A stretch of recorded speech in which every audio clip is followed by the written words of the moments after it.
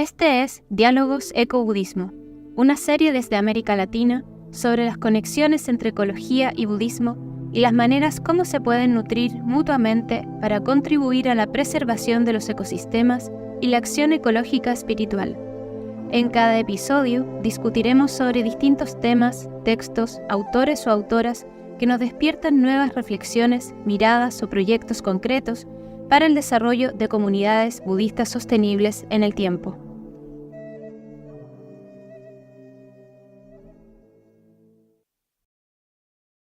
Muy buenos días, muy buenas tardes, muy buenas noches. Nuevamente nos encontramos en este grupo de estudio, esta vez nuestro segundo grupo de estudio LED. Ahora nos acompaña Daniela Mesa, Carlos Barbosa, Eduardo Freire, Belén Azarola y Juan Pablo Restrepos, y yo, María Elvira Ríos. Todos somos parte del núcleo del laboratorio Ecobudismo y estamos aquí reunidos ahora para hacer un diálogo en relación a unas lecturas que nos dejó nuestro querido Juanpa a propósito también de lo que es budismo y ecología. Voy a dejar directamente a Juanpa para que empecemos este diálogo y podamos darle rienda a esta conversación. Bueno, gracias. Bienvenida a la gente que se une al podcast y bueno, esperemos tener una conversación fluida en este grupo.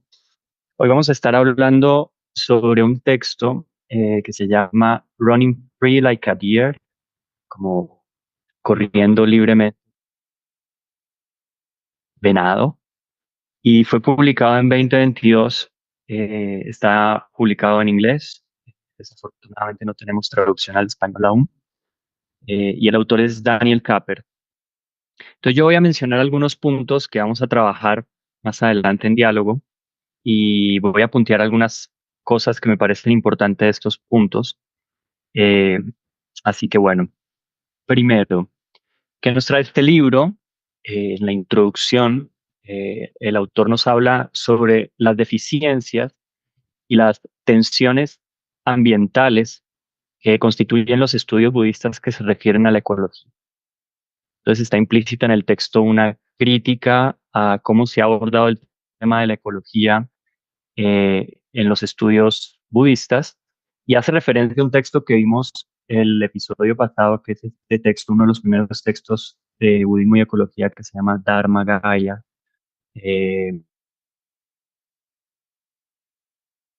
algo que ya estuvimos hablando el episodio pasado. El segundo punto del cual vamos a hablar es el debate que trae el autor sobre el animismo, lo que él llama animismo relacional como metodología. Entonces, creo que, y dada la configuración de este grupo y dada la influencia de la antropología, creo que puede ser un punto que nos puede brindar bastante luz la conversación que podamos traer hoy, ¿no? ¿Qué significa animismo dentro del contexto de este libro, pero también cómo pensar el animismo como metodología, que eso fue algo que a mí personalmente me pareció novedoso del libro, no tanto animismo como ontología, como se puede pensar a partir, no sé, de Philippe Descola o aproximaciones antropológicas como Vivir de Castro, sino que el autor lo utiliza como una metodología. Entonces vamos a hablar también sobre ese punto.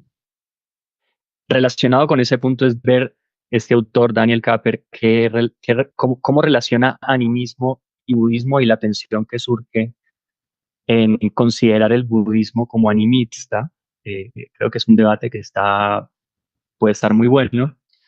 Y el cuarto punto que yo traía es, el autor menciona tres puntos comparativos para poder entablar el diálogo entre budismo y animismo, que son el vegetarianismo en el budismo, la religión practicada por seres no humanos o por entidades no humanas, y algo que el autor trae de Stanner, perdón, que es el misticismo natural. Entonces, comencemos con el primer punto, ¿no? ¿Cuáles son las deficiencias para Kapper de los estudios budistas que relacionan budismo y ecología? Y el primero, el nombre es la idealización. Y aquí también podríamos decir el poco trabajo etnográfico de cómo realmente se establece la relación entre budistas y entidades no humanas. Entonces, gran parte de los estudios que él menciona son estudios que idealizan de alguna manera el budismo y que por lo tanto está desconectado de las realidades.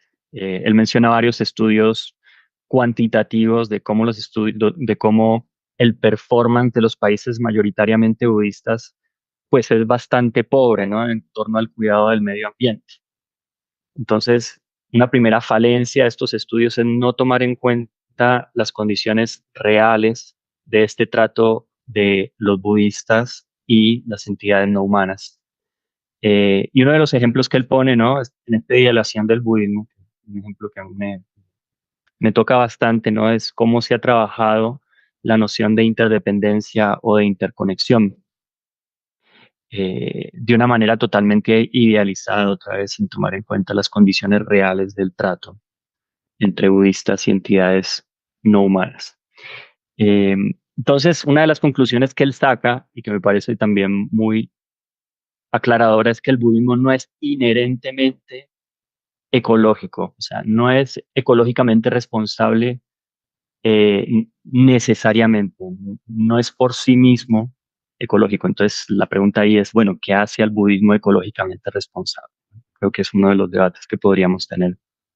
Si no es inherentemente ecológico, como alguna de las propuestas que él critica dicen, entonces, ¿qué haría al budismo ecológicamente responsable o ecológicamente comprometido? Otra de las falencias, entonces es la primera falencia que Capper habla, la segunda falencia o la segunda problematización que él propone es que el budismo no tiene un punto de vista integrado con respecto a la crisis ecológica y con respecto incluso a la ecología y con respecto incluso a a la comprensión de sí mismo. Entonces, por ejemplo, yo traigo una cita de Bhikkhu Bodhi con respecto a la noción de interdependencia. Bhikkhu Bodhi, este monje norteamericano, dice que la originación interdependiente no significa una jubilosa celebración de la interconexión con todas las cosas. Estoy citando este libro de Las palabras del Buda. Entonces, la originación interdependiente no significa una jubilosa o una alegre celebración de la interconexión de todas las cosas, sino una articulación precisa de los patrones condicionados a través de los cuales el sufrimiento surge y cesa. Y sigue Bhikkhu Bodhi. De manera similar, el Buda declara que ha descubierto el camino a la iluminación solo cuando descubrió la manera de llevar la originación interdependiente a su fin. Entonces, dice Bhikkhu Bodhi, es la realización de la cesación de la originación interdependiente y no meramente el descubrimiento lo que precipitó al Buda a la iluminación. Entonces acá se pone en tensión para mí algunas maneras, por ejemplo, la de Gary Snyder o autores más contemporáneos que sí ven en la interconexión y la interdependencia una afirmación de las relaciones del mundo natural y proponen el budismo como una afirmación de esas relaciones. Y Kubo está diciendo casi lo contrario. Entonces, una de las falencias que Capri identifica es que no hay un consenso en el budista y por tanto, por no haber un consenso no puede haber una reacción o una acción climática potente dentro del mundo budista. Lo cual podemos decir, bueno, ¿es falencia o es simplemente divergencia de perspectiva? ¿No? Eso ya queda para el debate. Pero lo contempla como una falencia. Y por último, la falencia que me parece más al punto es que el budismo en sí mismo no contempla, y esto es algo que Capper toma de un autor llamado Rustum Holmes, creo, eh, que es el budismo no contempla la sostenibilidad biosférica. El budismo, según Capper, es bueno en tener una cierta relación con el mundo animal, porque ahí habría una continuidad entre lo humano y lo animal, pero deja de fuera aspectos como la geología, los climas, las atmósferas, que son vitales para la sostenibilidad biosférica. Entonces esas son las tres falencias, ¿no? No sé si quieren decir algo al respecto o seguimos. Me parece bueno el resumen de las... Yo conté 4 falencias, ¿no? Lo único que quería decir es que todo parece indicar que esas 4 falencias encubren una especie de comparativismo clásico. Es decir, o sea, hacer una comparación sobre la base de lo que se llama un tercio, un, un estándar, un estándar que después se le aplica a otro sistema. Por ejemplo, todas esas categorías vienen de tú me hablas, que tú hablas ahí, viene de la ecología profunda, ¿ves? Que son categorías que se le queremos imponer al budismo. Entonces, o sea, lo que yo veo es eso, es que es una imposición de criterio comparativo externo al budismo. Y lo otro es que se piensa que para ser consecuente o ser determinantemente coherente con responsable ecológicamente, me parece que estamos buscando en el budismo una especie de coherencia, ¿no? De algo inherente. Por ejemplo, tú hablabas ahí, Juanca, de la primera, la primera cuestión es precisamente el cuestionamiento sobre si el budismo es inherentemente ecológico. Pregunta que nos las hacemos desde un paradigma muy, digamos, yo diría colonizador, ¿no? Porque fíjate que estamos aplicando categorías de lo ecológico, lo inherentemente ecológico, cuando esa palabra ni siquiera en el budismo existe. Estamos buscando una especie de simetría comparativa. Bueno, esas son las dos cositas que me parece a mí que me suscitan interés, ¿no? Y muy interesante la forma que tú lo has expuesto. Pero ¿Y ya cuál de es la cuarta principio, falencia? ¿Cuál es la cuarta falencia que tuviste o que menciona el autor? no, tú mencionas, sí, esta yo no me había fijado, dice que no contempla la sostenibilidad, que también, imagínate, ecológico, sostenibilidad. Lo único que se podría debatir ahí, a mi entender, importante, fuera de todo lo demás, es la cuestión de la interdependencia, porque eso sí es polémico en el budismo, ¿no? Si eso es un descubrimiento, como tú bien lo planteas ahí, si es un descubrimiento o es una especie de proyección, ¿no? De proyección espiritual. O sea, no es lo mismo decir que hay interdependencia en el mundo como si fuera una cuestión metafísica o a lo cuanto mecánico, a que veamos las cosas desde todo el abanico de funcionamiento de los agregados, la mente, eso que lo vemos todo articuladamente. O sea, que es más coherente. Yo pienso que con el budismo es más coherente eso. O sea, y, y claro, no podríamos estar viendo un enfoque budista unitario, que es lo que me cuesta trabajo entender, ¿no? De que se quiera hablar de un punto de vista budista sobre una cuestión, ¿ves? Como mismo, por ejemplo, porque si hablamos de un punto de vista budista, tendríamos que hablar de un punto de vista indio, como el profesor Paniquer estaba indicando en su conferencia, es decir, que prácticamente buscar la originalidad del budismo hay que hacer un esfuerzo grande. O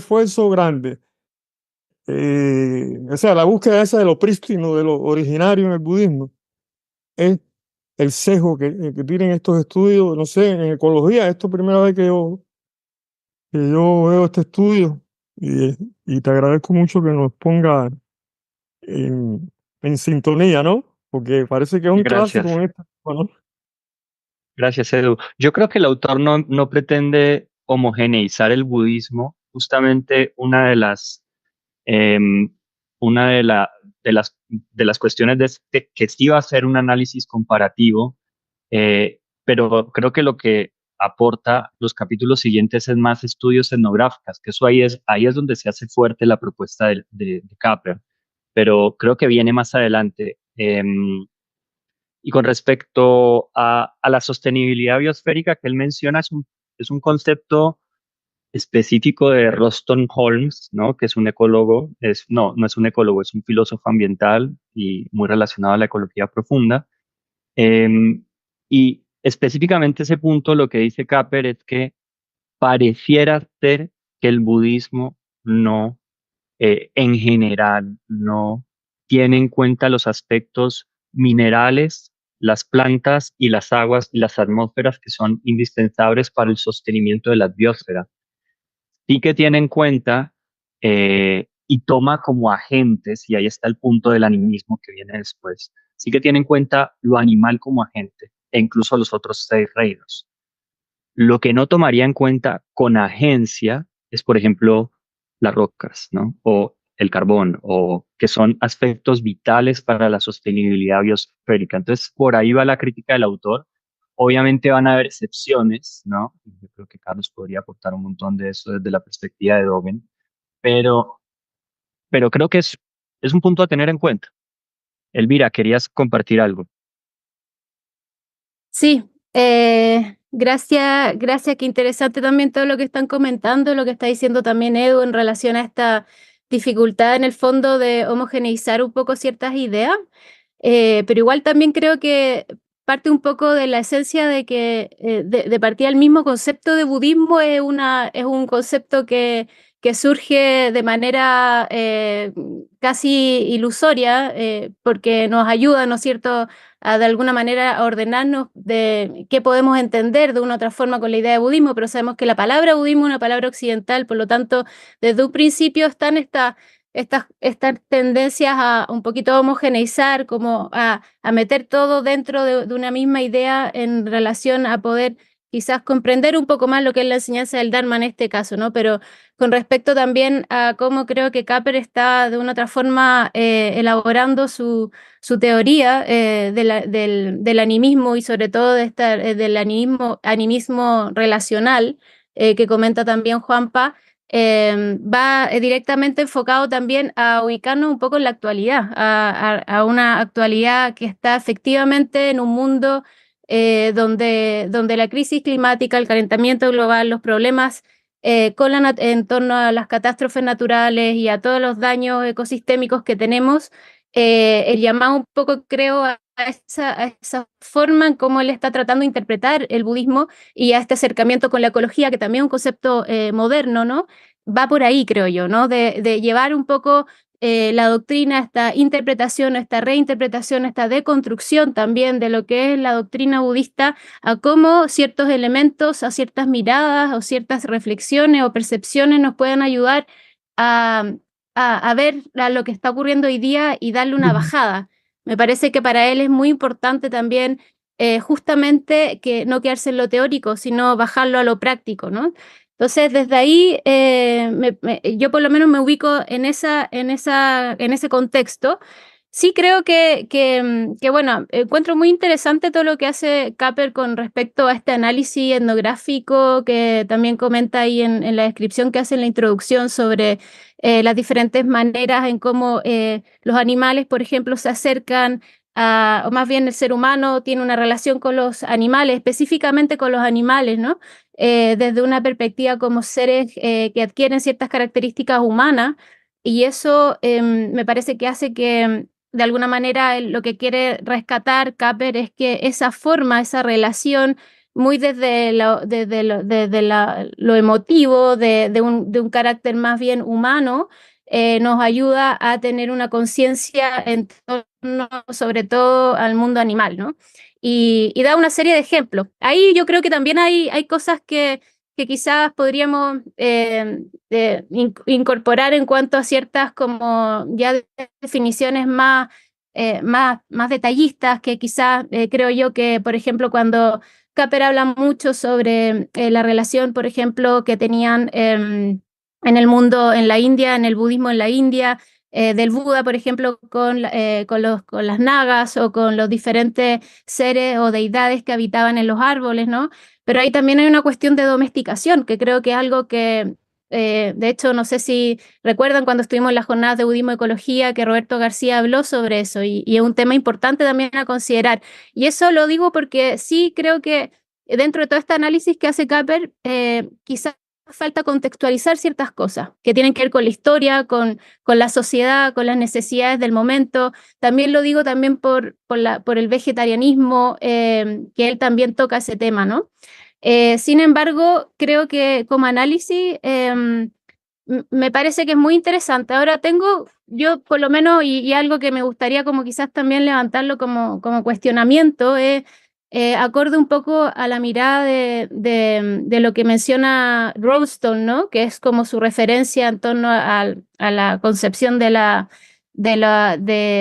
que se entiende como algo, algo sustentable desde una centralidad ecosistémica, ¿no? Donde Rolston dice en términos de encontrar las necesidades tanto humanas y no humanas, ¿no? Sin sacrificar las necesidades ecológicas sistémicas del mañana, ¿ya? Hoy en día vivimos en un mundo en que las necesidades humanas son terriblemente devastadoras. O sea, es complejo pensar en una cierta armonía entre las necesidades humanas y no humanas. Yo ahí sí hago una crítica un poco a esa definición de Rolston, y siento que también cae un poco esta descripción en general etnográfica que hace Capper a una mirada más del medio ambiente y no tanto de la naturaleza.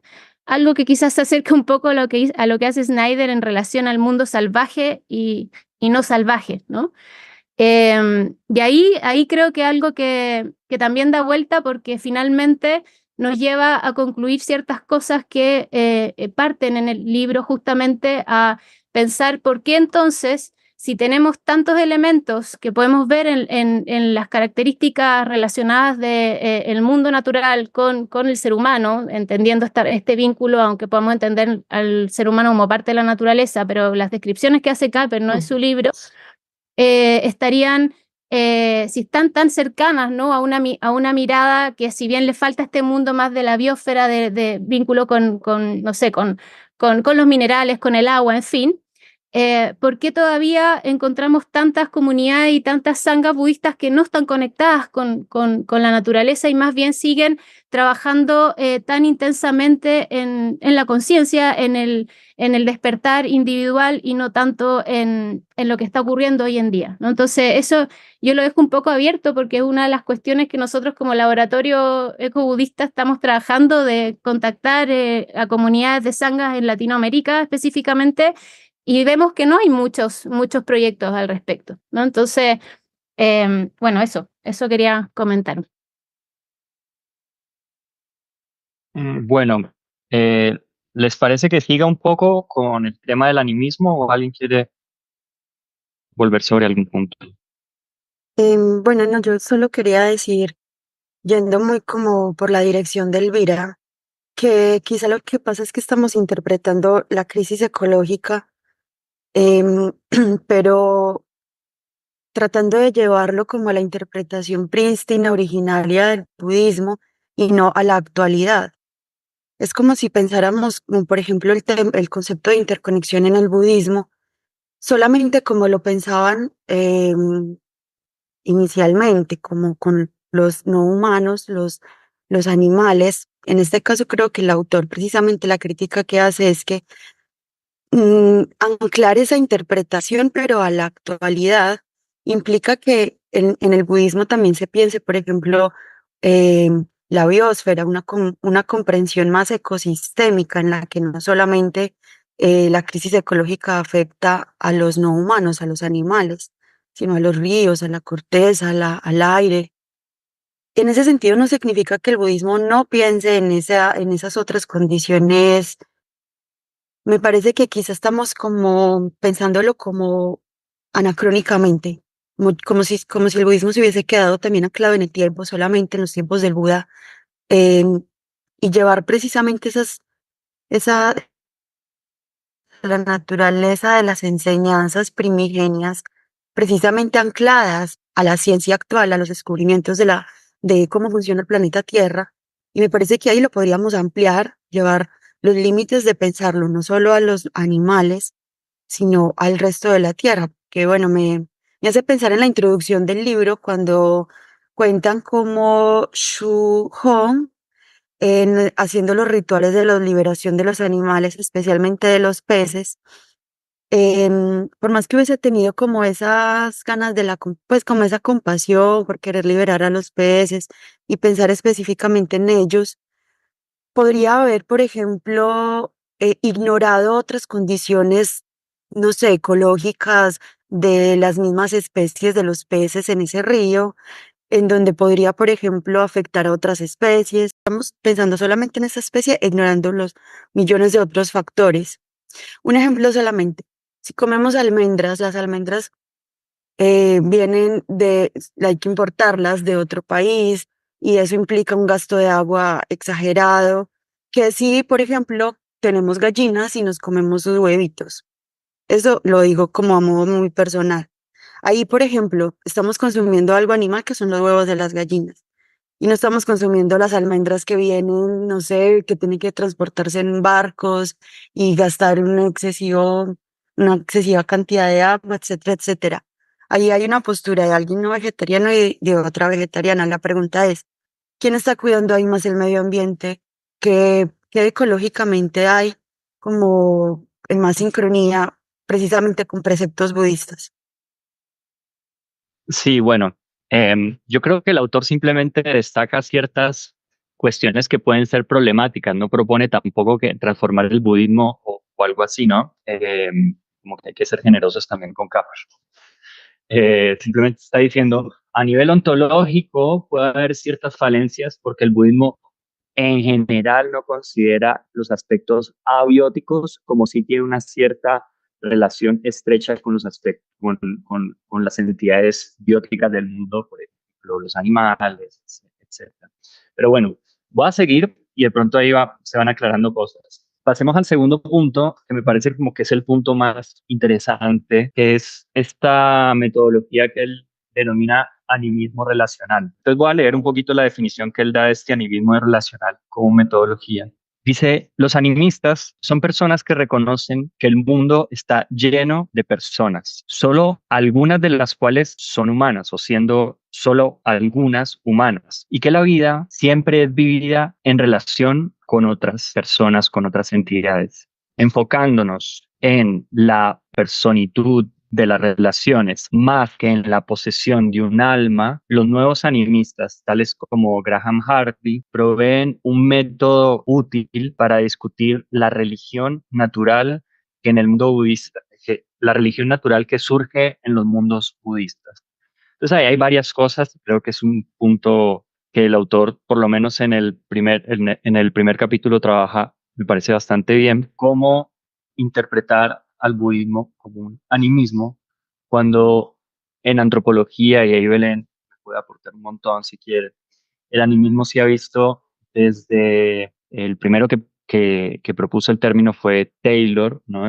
A finales de 1800, para concebir estas sociedades que pensaban almas en aspectos que generalmente la modernidad no reconocía, ¿no? Como animales, plantas, etc. Después lo trabaja Fraser, pero lo que Capper critica a estos animismos es que de alguna manera son esencialistas, podríamos decir. Y él recurre a los nuevos animismos con este autor, Graham Harvey, donde el animismo o la personhood, ¿cómo traducimos personhood como personhood? Bueno, es relacional. Eh, entonces ahí surgen como varias cuestiones para el budismo. ¿Cómo concebir un animismo cuando el budismo critica en general la noción de persona? O sea, ¿cómo concebir un budismo animista si el budismo rechaza, filosóficamente al menos, la noción de entidades siendo constituidas como personas o como con esencia? Eso es como el primer punto que creo que puede ser problemático en esta noción de animismo relacional y que el autor trata de sortear más adelante. Y la segunda es que en general estas sociedades afirman la influencia de agentes externos en los estados de ánimo y acciones de las personas, ¿no? Hay diferentes entidades, diferentes entidades agentes en el mundo, espíritus, los espíritus del bosque, los espíritus de la tierra, etcétera, y que influyen en la manera como nosotros actuamos, pensamos, etcétera. Entonces él dice que ahí hay un punto de tensión con la noción de karma. Si concebimos el karma como solamente como el resultado de las acciones que hemos realizado en el pasado. Entonces ahí hay un punto de conflicto porque él dice cómo concebir mundos animistas en sociedades budistas que en general no concebirían la influencia externa, sino que concebirían más el actuar del karma en nuestro estar en el mundo. Y por eso, este Capper trata de distanciarte de estos animismos y concibe o propone considerar los animismos, propone esta noción de animismo relacional. Ahí hay como dos cosas para mí, ¿no? Por un lado, se puede concebir entonces el budismo como un animismo. Podemos entender el budismo como un animismo desde este punto relacional, pero lo que el autor destaca, que, y es que esto se convierta no tanto en una consideración filosófica sobre el budismo, sino en una metodología. Entonces, la metodología que él propone, el animismo relacional, como metodología, él dice que es para organizar datos. Voy a leerlo y voy a citarlo específicamente en este punto. Entonces dice, a través de este trabajo, yo investigo instancias en las que a los budistas atribuyen o declinan atribuir esta noción de persona a seres no humanos. Y esto como una manera de organizar y comprender datos, como datos etnográficos. En ocasiones, cuando él pone el ejemplo de cómo hay una instancia en donde los elefantes traen la medicina para sanar a Shariputra. Entonces, en ocasiones los elefantes, pero no los tallos de loto, aparecen como personas. Y esto nos enseña de gran manera acerca de ciertas actitudes budistas ambientales. Porque los elefantes claramente tienen mayor respeto ecológico que las plantas. Entonces, de alguna manera, yo entiendo este animismo relacional como metodología, simplemente en el hecho de tratar de analizar cómo etnográficamente, pero también en las historias y en los textos, los budistas dan personhood, ¿no? Como la noción de personas, seres no humanos, y cómo se establece esa relación. Y eso ayuda a pensar este budismo en relación a la ecología. Eso es más o menos lo que yo entiendo de la metodología del animismo relacional.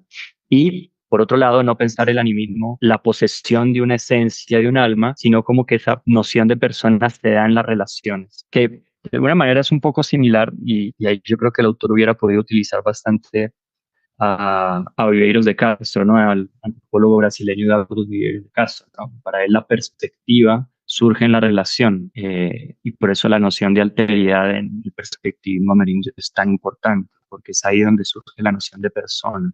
No surge como esencia, como posesión de un alma. Sí, yo veo que hay dos puntos de análisis, uno filosófico y otro etnográfico, ¿no?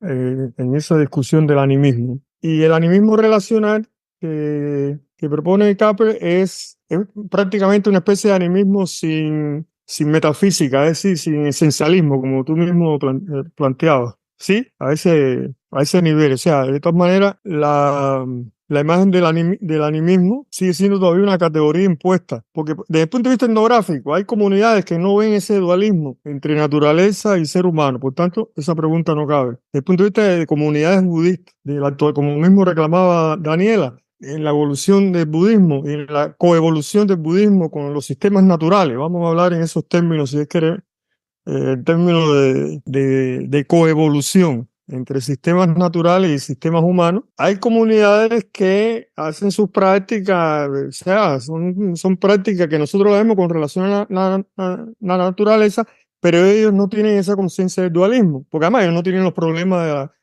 de la vida industrial nuestra, ¿no? De la vida moderna, no tienen ese problema, han convivido, han coevolucionado con la naturaleza y por eso plantearse la cuestión de un dualismo entre naturaleza o seres vivos y animales, eso no tiene sentido en esas comunidades. Y por la otra parte es que, etnográficamente hablando, esas comunidades también coevolucionan. Y en ese punto de vista, yo estoy de acuerdo con Daniela que había que ver esa proyección. El budismo, en este caso, sería como si fuese una especie de paradigma que permitiría introducir o incorporar ciertas nociones que son familiares para nosotros hoy en día. Es posible, o sea, no verlo como una cosa que está ahí, objetiva, que hay que analizar, sino que hay ciertas posibilidades de incorporación de ciertos conceptos. Y desde el punto de vista filosófico, ya lo tenemos. Ya la negación de toda entidad, de todo estatus de identidad, que también pertenece a un pensamiento dualista, no solo el budismo, sino en toda India. Ya eso nos pone en alerta de que es muy riesgoso aplicar esas categorías. Yo, por mi parte, vería cómo, hasta qué punto de vista, tanto filosófico como etnográfico, son ciertas nociones que son familiares para nosotros, podrían incorporarse o no y verlo en la práctica. Bueno, aquí estamos en un grupo de ecobudismo que ya empezando por el mapeamiento, ya podríamos nosotros tener una idea del potencial que tiene el budismo de incorporar ciertas nociones o darle un sentido crítico, ¿ves? Por sentido de identidad. Por ejemplo, si yo me pongo a hacer como un budista radical desde el punto de vista, digamos, de ciertas ideas, la idea de Anatta, por ejemplo, que atraviesa todo el budismo Theravada, Mahayana. Si me pongo a ver desde ese punto de vista, no hay entidades. Todo eso es separación, todo eso es, si no es confusión de Mara, es producto de cómo funciona nuestro agregado y independencia o en relación con el origen dependiente. Es decir, mi punto fundamental es que todos esos análisis que hace Capre sería bueno, ¿no? Para problematizar esas nociones que manejamos hoy en día. El budismo sería bueno. Muchas categorías budistas podrían ser muy buenas para problematizar esa cuestión. ¿Por qué llamamos animismo? Sí, que el mismo concepto de vida está en discusión. Ustedes que son biólogos saben que ese concepto de vida es problemático. O sea, ¿qué incorporamos y qué no incorporamos en el árbol de la vida? Eso es problemático. ¿Ves? Hasta para resolver el problema del COVID, eso fue problemático. ¿Dónde empieza la vida? ¿Dónde termina? Dime tú. Ahora, ¿cómo el budismo pudiera entrar ahí con lo que conocemos del budismo para entrar a problematizar eso? O sea, no problematizar el budismo, sino problematizar en dónde estamos a partir del potencial referencial que tiene el budismo. No, yo solamente quería decir que, bueno, que precisamente el autor dice que el budismo posee una ecología cósmica. Entonces, en ese sentido, no se limita a la vida biológica. Y de ahí que en el budismo se redefine el concepto de persona, no anclado a los seres humanos, sino que le da esa categoría de persona a los seres humanos y no humanos. Y bueno, y ahí como que, así es más o menos como lo entiendo. Y pensar precisamente esa ecología cósmica en los espíritus de la naturaleza, en los elementales de la tierra y en los rituales que el budismo desde antaño ha hecho con estos seres visibles y no visibles.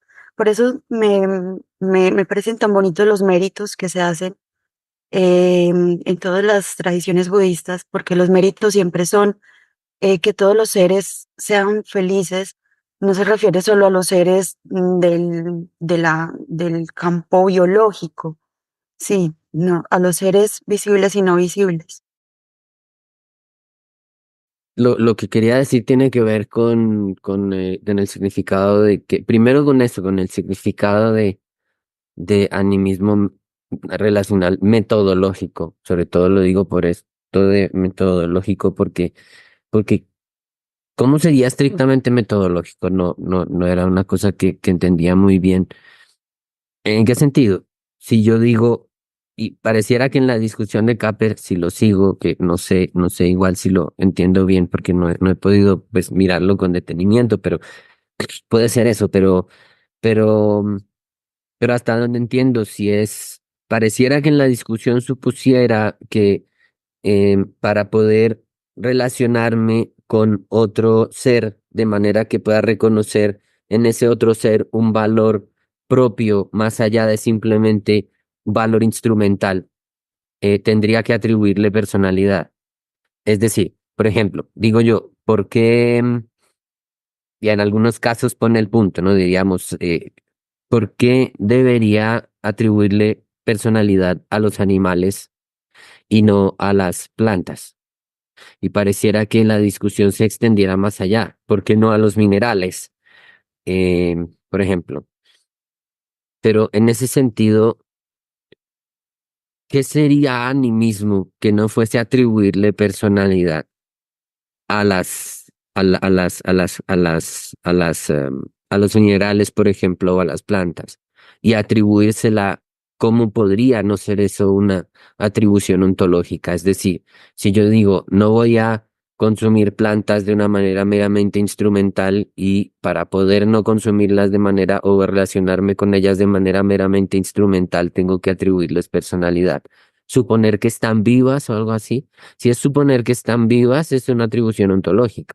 Si es metodológica, no sé exactamente qué significa entonces que sea estrictamente metodológica, si no es suponer que las plantas o los minerales estén vivos. ¿En qué sentido lo llamaríamos animismo si no? A mí me parece igual que en esa dirección no dejamos de tener una dificultad en general como seres humanos hoy. ¿Y a qué me refiero? A que tampoco es tan fácil decir que todos los seres sean conscientes o tengan vida. Algunos han propuesto esa idea, pero no podríamos partir de eso como un supuesto universal. Las rocas están vivas, complicado de decir, pero lo que sí creo que puede ser interesante explorar es que igual la distinción entre lo que es persona y lo que no es persona no es tajante. No es como aquí están las cosas vivas y aquí están las cosas inertes, en dos cajones aparte. Y a lo mejor la cosa no es tan simple. En realidad, nosotros mismos podemos experimentar en nosotros mismos, en nuestra propia vida, que estamos hechos de materia que eventualmente en algún momento fue materia inerte. Y ahora estamos vivos, claramente, pero esa misma carne, esos mismos huesos que nos constituyen, son el mismo material del que están hechos los minerales, las plantas, los animales. En ese sentido, no estamos separados de todas esas cosas. Hay un juego ahí que explorar entre personalidad e impersonalidad, y una necesidad tal vez de precisamente entender la no dualidad entre personal e impersonal, que de hecho en un contexto muy diferente, que es el de la personalidad de Dios en el cristianismo, pero curiosamente creo que ahí hay una discusión anclada en raíces en el Zen. Un filósofo japonés contemporáneo que es Keiji Nishitani, precisamente toca esa cuestión. Yo no había visto la conexión con ecología hasta ahora, la verdad, pero probablemente es una cosa que tendríamos que considerar, que tal vez la cuestión es por ahí. Sí, sí, es decir, no tanto a quiénes atribuimos o no personalidad, sino explorar y tomarse en serio la no dualidad entre personal e impersonal. Y creo que en esa dirección es que va alguien como Dogen, por ejemplo, en el sentido de que no necesito atribuirle personalidad a una roca o a las montañas o las aguas para, para respetar o incluso valorar o honrar las montañas y las aguas. Lo clave es que las montañas y las aguas expresan la enseñanza. En el caso de Dogen, claro, en el mundo budista puede haber otras ópticas, y hasta donde estoy entendiendo Capper, creo que reconoce que no todo el mundo piensa igual en el ámbito budista, y eso es hasta bueno ver precisamente dónde pueden estar las divergencias, porque a partir de ahí aprendemos cosas. En el caso de Dogen, lo interesante con esto no es que, o no necesariamente se trata de que le atribuya a las montañas y las aguas personalidad. Lo clave son ellas mismas expresivas de la enseñanza, y siendo expresivas de la enseñanza, eso también se refleja en cómo las actitudes que puedo tener a la hora de comer o de cocinar. Y si podemos incluso extenderlo más, tal vez Dogen no se refirió a eso, pero ¿por qué no extenderlo a cómo cultivamos o de dónde extraemos nuestros alimentos? lo hacemos con si hacemos eso desde una práctica que vea la enseñanza en eso, en cómo cultivamos, en cómo cocinamos, en cómo comemos, ahí me parece que hay una dimensión ecológica indesligable. Pero creo que es en ese horizonte de la no dualidad entre personal y no personal. Está buenísimo. Gracias, Carlos. Yo reacciono un poquito a lo que dices, a ver si, porque me parece muy interesante, ¿no? Como ese punto de investigación entre la no dualidad entre lo personal y lo impersonal, pero ahí también, pues, defiendo un poquito la postura de Capper de justamente que el animismo le sirve como una metodología. Obviamente hay una ontología detrás para proponer un animismo como metodología, que es la atribución de persona a ciertas entidades no humanas, y ese es el punto fundamental del animismo, la atribución de interioridad, como lo dice Descola, a personas no humanas, que pasa en todos los mundos amerindios y en otros mundos.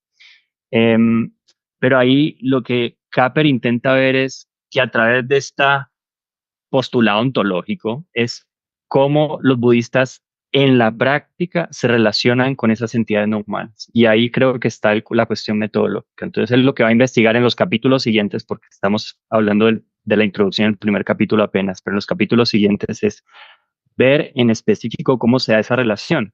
Y ahí Byron de Castro me parece que es muy iluminador porque él dice que la noción de persona no sea como un atributo ontológico, sino que se da en la relación. Y no siempre una roca es persona, o no siempre un animal es persona, o no siempre el clima es persona. Depende del contexto y depende de la relación. Entonces, es totalmente contextual la atribución de persona a ciertas entidades no humanas. De hecho, para estos mundos, la noción de humanidad es lo que se extiende, ¿no? Por lo menos así lo define Descola y Vieiro de Castro. Es la humanidad lo que marca la continuidad y son los cuerpos los que hacen la diferencia. Y ahí está la noción de animismo, por lo menos así es la noción de animismo de Descola. Pero yo no había como también como pensar, porque ¿cómo llevas a una investigación etnográfica esta no dualidad entre persona y no persona? Ahí me parece que se hace difícil el punto que vos propones de Dogen, cómo comprender etnográficamente eso, qué es lo que el autor hace. Entonces me parece que ahí sí es claro lo que el man intenta hacer, ¿no? Capper es, bueno, ver cómo se da esa relación y cómo se otorga en ciertos momentos entidad de persona a ciertas entidades no humanas y tomar eso como referencia para el estudio que va a ser más adelante, que van a ser casos etnográficos, ¿no? Que es justamente lo que el man quiere resaltar como una de las falencias del budismo. El budismo no investiga casos etnográficos o los estudios budistas relacionados con ecología no se han metido con realmente cómo se dan estas relaciones. Entonces ahí es como que pues el animismo relacional le sirve a él para poder ver, ¿no? Cómo se da esa relación. Pero no es tanto en un nivel ontológico, aunque sí hay un paso ontológico que me parece que vos lo identificas muy bien. A él le sirve el animismo relacional para investigar etnográficamente los momentos en que hay atribución de persona a entidades no humanas. Y habría que ver qué dicen los siguientes capítulos, ¿no? Sí, solamente como a propósito de lo que estaba comentando también Carlos, que también me parece muy interesante esto de la no dualidad entre la persona y la no persona, creo que también está íntimamente vinculado con otra cuestión que tiene que ver con el ser sintiente y no sintiente, que finalmente es quizá una de las grandes problemáticas, podríamos decirlo desde la perspectiva ecológica y desde la perspectiva doctrinaria budista, ¿no? Que por más que de repente se intente también a través de, por ejemplo, el concepto de la naturaleza búdica, hacer notar, sobre todo en el Mahayana, una idea de que, bueno, todos tenemos la naturaleza búdica independiente que sea o no sea seres sintientes o no, esa dualidad como que se mantiene de una otra forma, ¿no? Y claro, con Dogen, de una otra manera, quizás podríamos decir que es el que llega más al extremo, incluso pensadores actuales del budismo que directamente hablan no sé, lo que se considera como seres no sintientes, primero que nada como seres sintientes y segundo que incluso están dentro del ciclo kármico o incluso están más allá del ciclo kármico porque se encuentran en un estado de nirvana, ¿no? O sea, hasta ese tipo de teorías se encuentran en relación a lo que vendría a ser específicamente las plantas.